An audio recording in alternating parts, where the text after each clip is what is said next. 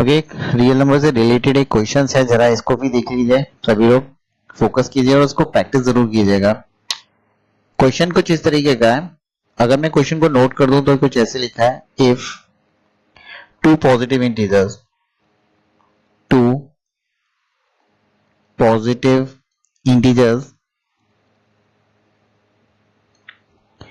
A and b, यानी दो कोई पॉजिटिव इंटीजर्स है, एक ए है और एक आपके पास है बी।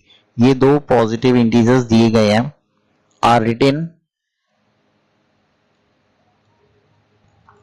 यानी क्वेश्चन में कुछ इस तरीके से गिवन है, written as a equals to, आप ए को हम कुछ इस तरीके से लिखा है एक्स की पावर 3y स्क्वायर, और उसी तरीके से एक और जो दूसरा नंबर है एंड बी को इन्होंने इस तरीके से लिखा है एक्स वाई की पावर 3।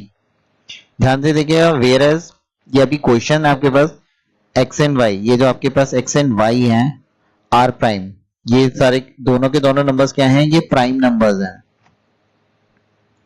ठीक है, ये अभी क्वेश्चन ही आपके पास, ये क्वेश्चन पे फोकस करना है, ये प्राइम नंबर्स हैं। Then the result obtain,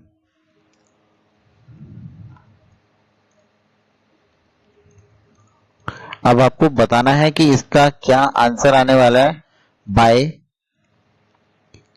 dividing. आपको क्या करना है, डिवाइड करना है द प्रोडक्ट को डिवाइड करना है ऑफ द पॉजिटिव इंटीजर्स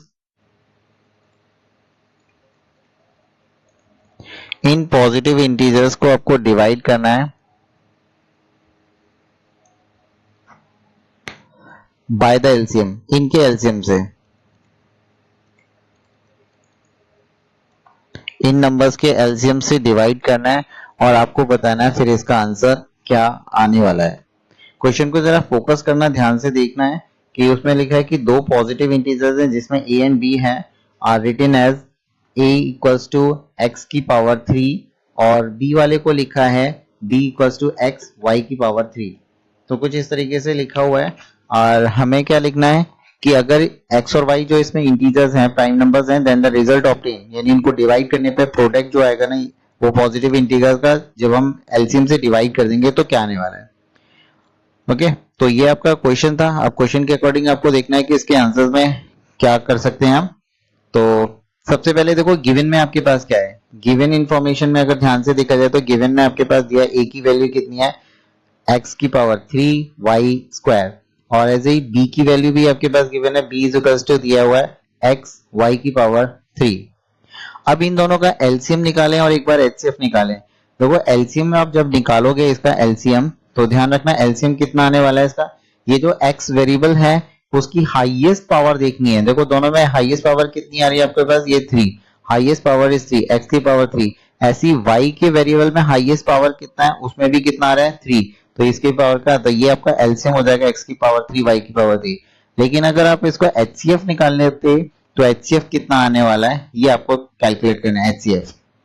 ठीक है, फैक्टर निकालना है इस बार आपको। तो एक मेथड आपने पढ़ा था, एलसीएम का मल्टीप्लिकेशन कर दोगे एचसीएफ से, दैट इज इक्वल्स टू क्या आता है, प्रोडक्ट ऑफ देयर नंबर्स के बराबर आता है।